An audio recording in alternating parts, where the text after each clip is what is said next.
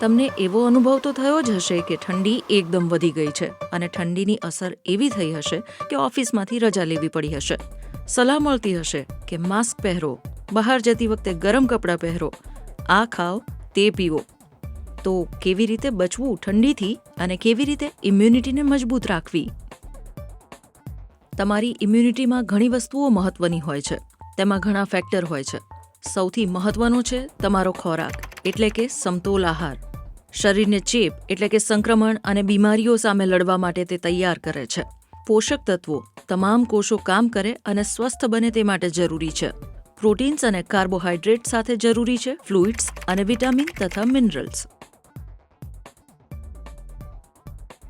ICMR મુજબ vitamin અને minerals તમારા શરીરમાં ઇન્ફેક્શન એટલે કે સંક્રમણ સામે લડતા કોષોની મદદ કરે છે. તે એન્ટીઓક્સિડન્ટ્સની જેમ કામ કરે છે અને આપણી રોગપ્રતિકારક શક્તિને મજબૂત કરે છે.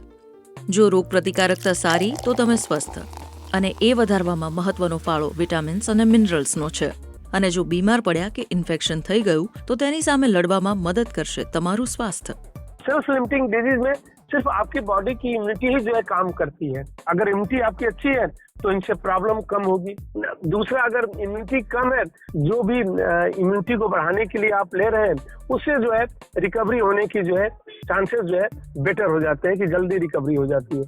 विटामिन और मिनरल्स जो है मेटाबॉलिज्म में यूज होते हैं. विटामिन डिफिशियंसी से बीमारियां होती हैं अदर देन जो पाचन क्रिया और सब पे प्रभाव पड़ता है.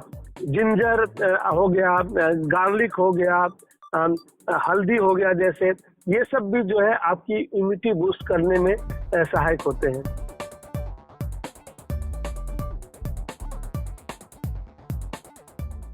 તમે સાંભળ્યું હશે કે આદુવાળી ચા પીવો, સૂપ પીવો.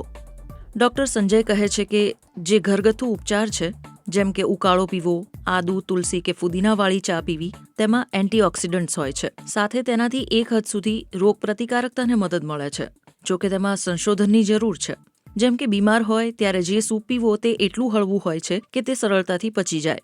તેમાં ફ્લુઇડ્સ અને ઇલેક્ટ્રોલાઇટ્સ હોય છે, એટલે કે તેમાં રહેલું પ્રવાહી ડિહાઇડ્રેશનથી તમને બચાવે છે.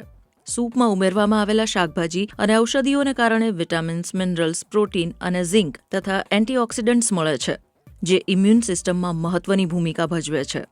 इम्यूनिटी से जो हेल्थ अपने आप को रीइंस्टेट करती है वो तो इंटरनल इम्यूनिटी और हीलिंग से ही करती है. विटामिन सी जो है वो हमारी हीलिंग में डेफिनेटली एक्स्ट्रा हेल्प करता है खांसी जुकाम में. जो जिंक है वो हमारे कोई भी जख्म है, कोई भी घाव है, उसकी हीलिंग में हमें खास तौर पे हेल्प करते हैं.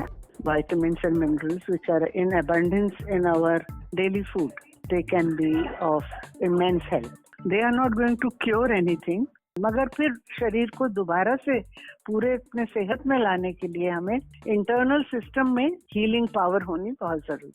તો ડોક્ટર્સ મુજબ તમારા ડાયટમાં એ વાતનું ધ્યાન રાખો કે તેમાં પૂરતા વિટામિન અને મિનરલ્સ હોય તો તમે ઠંડીથી બચેલા રહેશો. ICMR મુજબ કાળજીના ભાગરૂપે કેટલીક વાતોનું પણ ધ્યાન રાખો. પૂરતા પ્રમાણમાં પાણી પીવો, હાથ ધુઓ, સારી રીતે પકવેલું ભોજન લો. વધારે ફેટ, મીઠું અને ખાંડ ખાવાથી બચો. પ્રોસેસ્ડ ફૂડનું સેવન મર્યાદિત કરો, કારણ કે તેમાં પોષક તત્વો ઓછા હોય છે. ઓછું વજન કે વધારે વજન ઇમ્યુનિટી ક્ષમતાને નબળી કરે છે અને શરીરમાં તેનાથી સોજા આવે છે.